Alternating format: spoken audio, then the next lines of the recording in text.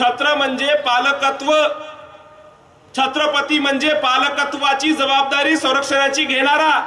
मग छत्रपती कोणाच्या पालकत्वाची जबाबदारी घ्यायचे तर या स्वराज्यातल्या विधवा स्त्रिया, अनाथ बालके, शोषित, पीडित, गरजू, शेतकरी, कष्टकरी यांच्या छत्राचं संरक्षण करणाऱ्याला छत्रपती म्हणतात।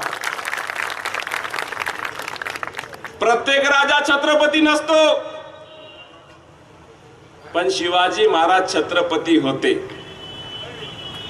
स्वराज्य रयतेच आणि जबाबदारी स्वतः घ्यायची। छत्रपती शिवाजी महाराज आम्हाला का सांगण्यात आले नाही?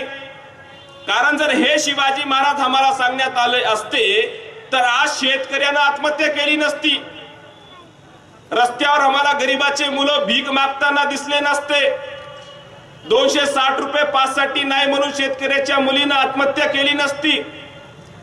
जर खरे छत्रपती शिवाजी महाराज आम्हाला कळू नये म्हणून षडयंत्र करण्यात आला। आता छत्रपती शिवाजी महाराज 388 वर्षानंतर पुन्हा महाराष्ट्रात सांगावं हे उचित नाही आहे। महाराष्ट्रातल्या लोकांच्या घराघरामध्ये शिवाजी महाराजांचे विचार दिसायला पाहिजे, आचरणात दिसायला पाहिजे।